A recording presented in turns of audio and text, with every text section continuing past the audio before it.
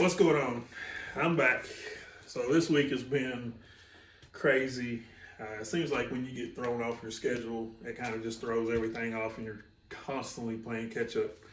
And so I'm going to do this today and do it for Sunday, and then I'll get back on track next week. So didn't want to do it, and as things kind of piled up, kind of got more and more behind as get towards the end of the week. Got to get it in, so I'm going to do it, but don't want to.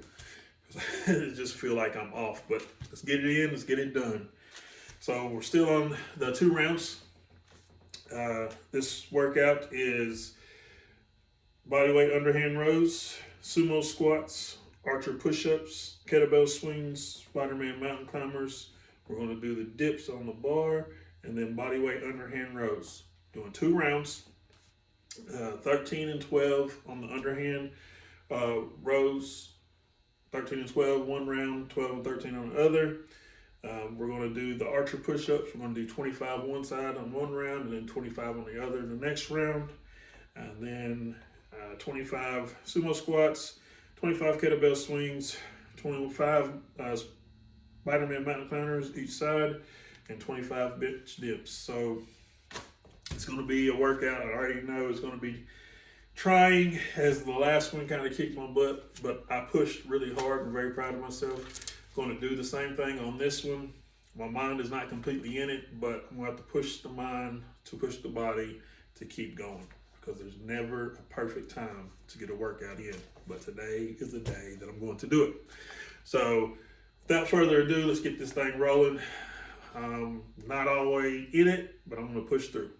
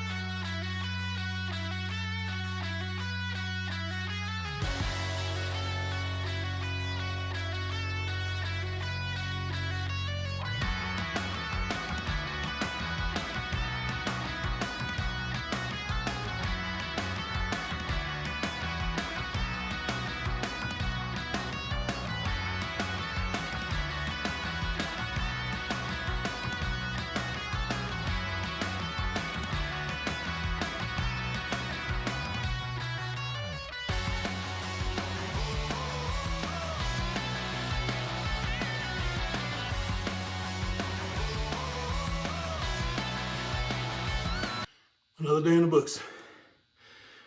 It's not on time, but it's done. All right. So I like having, especially in the beginning of the year, having built-in days of just kind of being able to reschedule if life doesn't go the way I want it to. In the beginning of the year, it's really easy to get thrown off track by the obstacles life presents in itself. You know, having to be there with my dad this week really threw off my schedule, threw off my rhythm, so it got me out of whack.